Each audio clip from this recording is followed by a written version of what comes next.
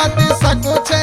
ओ नामों पे जिले जीजा पिचकारी नामों पे होरी है ज्यादा लंबी ना ने क्या झेलेगी तो है गई झेले वाला अच्छा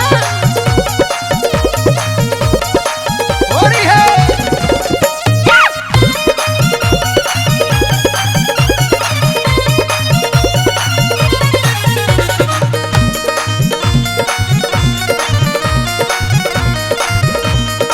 सुनी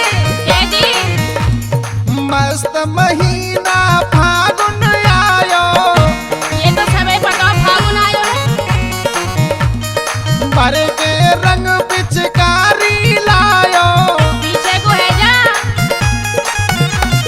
मस्त महीना फागुन आयो भर के रंग पिचकारी लायो सुनी कहती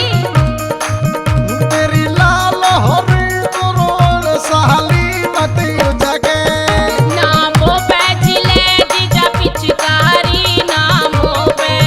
मत सकुचे तू रंग डर वाले साली री मत सकुचे बोले है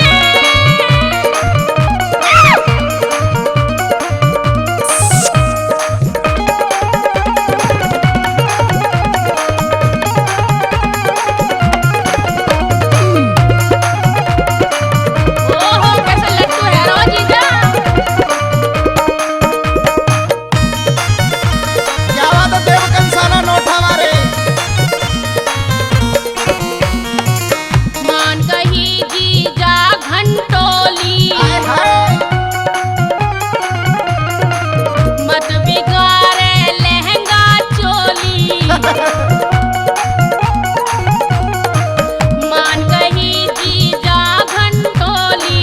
मत बिगाड़े लहंगा चोली और सुन ले जीजा सुना और घर मोते लड़ेगी मेहतारी घर मोते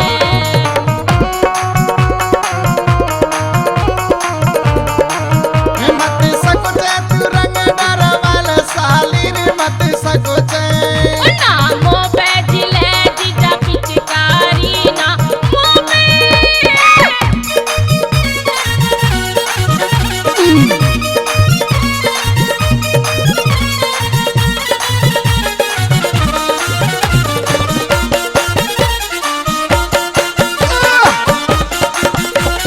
क्या बात है मेरी पुष्पा मैडम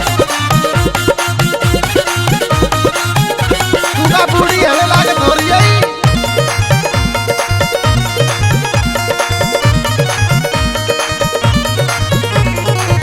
सुनी कहती बिन खेले ना हो रही मानू अच्छा क्या बात है साली तेरी छतुरी सितानू जा परे को बिन खेले ना हो रही मानू साली तेरी छतुरी सितानू और अच्छा। सुनी सुना दी गालन पे गुलाल रंगोन साली मत सकुचे ओ नामों पे जिले जीजा पिचकारी नामों पे मत सकुचे